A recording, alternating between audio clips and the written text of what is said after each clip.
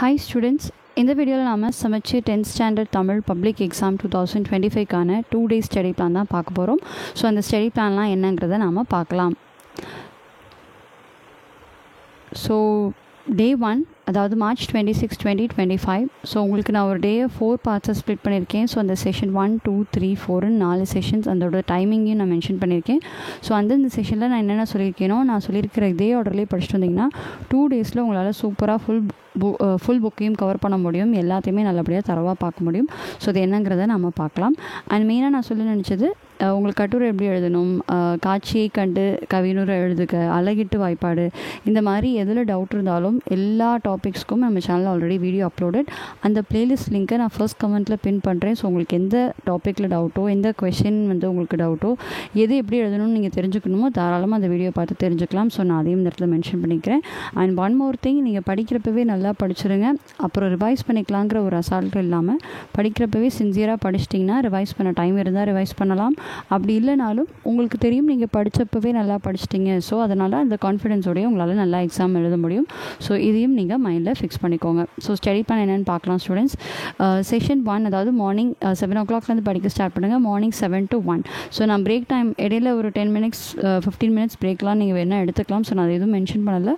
Overall timing தான் நான் mention பண்ணியிருக்கேன்.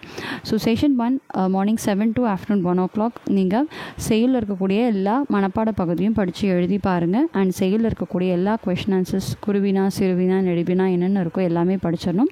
அண்ட் ஒவ்வொரு செயல் பகுதிக்கு பின்னாடியுமே புக் பேக் கொஷின் இருக்கும். So choose the correct answer மாதிரி. ஸோ அது எல்லாத்தையுமே நீங்கள் ஃபுல்லாக பார்த்துறீங்க. ஸோ இதுதான் நீங்கள் செஷன் 1 படிக்க வேண்டியது. செஷன் 2 வந்து ஆஃப்டர்நூன் 2 to 5 கதை பகுதி, அதாவது துணை பாடங்களில் நீங்கள் கதையாக வாசிச்சுக்கோங்க. ஒரு சில ஸ்டூடெண்ட்ஸ் நீங்கள் ஆல்ரெடி எப்படி நீங்கள் ப்ரெசென்ட் பண்ணுங்கிறத எழுதி வச்சு மனப்பாடம் பண்ணி எழுதுவீங்க. ஒரு சிலர் ஆன் தி ஸ்பாட் ஓனாக எழுதுவீங்க. ஸோ நீங்கள் அது எப்படி எப்போதும் ஃபாலோ பண்ணுவீங்களோ, ஸோ நீங்கள் அந்த கதை பகுதியை நீங்கள் உங்களுடைய ப்ரிப்பரேஷனை நீங்கள் அந்த டயத்தில் நீங்கள் பண்ணுங்கள் செஷன் 2ல். அண்ட் அது முடித்து பொதுக்கட்டுரைகள் உங்களுக்கு தலைப்புகள்லாம் ஆல்ரெடி உங்களுக்கு தெரியும். ப்ரீவியஸ் இயர் கொஷின் பேப்பர்லாம் பார்த்துருப்பீங்க. ஸோ அதெல்லாம் என்னென்னலாம் வரும்ன்ற ஒரு ஐடியா கேதர் பண்ணிக்கோங்க. இது ஆல்ரெடி நீங்கள் எழுதி வச்சுருக்கீங்கன்னா அதெல்லாம் நீங்கள் ரிவைஸ் பண்ணுங்கள். ஸோ அதுக்கு நீங்கள் செஷன் 2வை நீங்கள் யூஸ் பண்ணிக்கலாம். And 1 hour break evening. அந்த பிரேக் நீங்கள் எடுத்துக்கணும்னு கட்டாயம் இல்லை. உங்களுக்கு தேவைப்படுச்சுன்னா எடுத்துக்கோங்க. அப்படின்னா நீங்கள் தொடர்ந்து படிக்கலாம். That is your choice.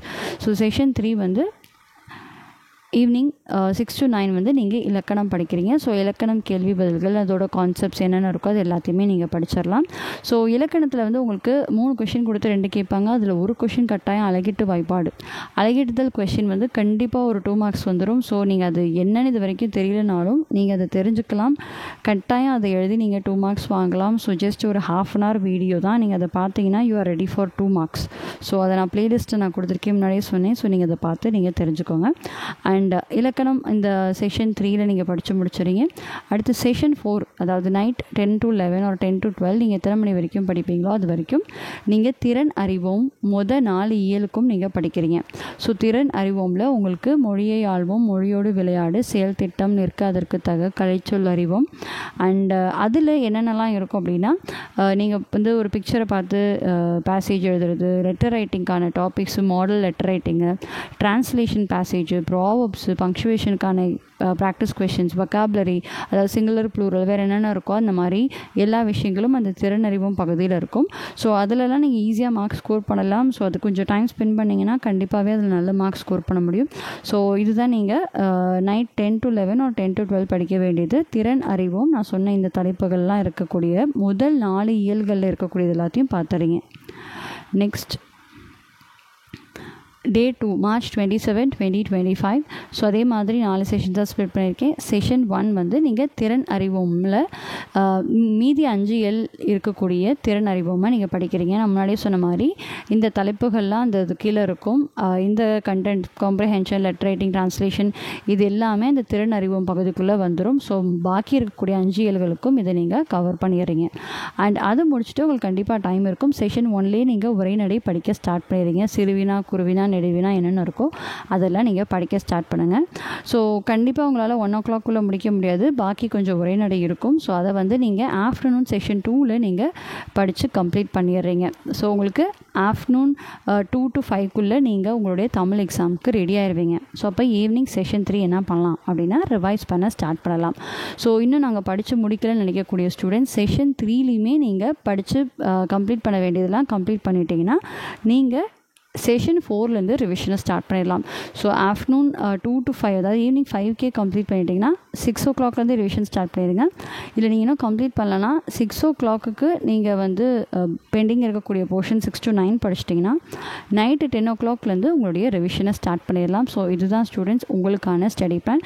கண்டிப்பாக இந்த ஸ்டடி பிளானை ஃபாலோ பண்ணுங்கள். உங்களால் ஈஸியாக இந்த 2 daysல எல்லா போர்ஷன்ஸையும் கவர் பண்ண முடியும்.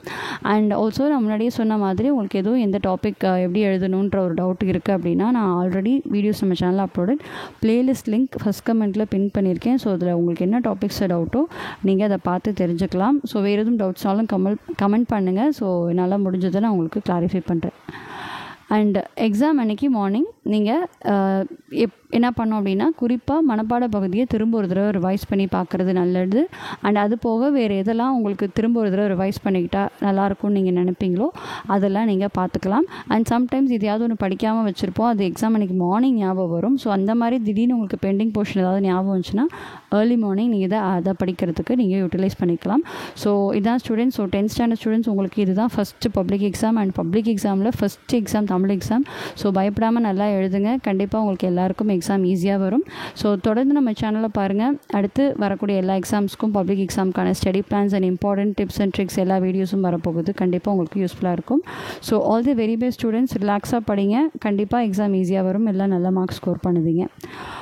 Once again wishing you all the very best students. Study well and happy learning.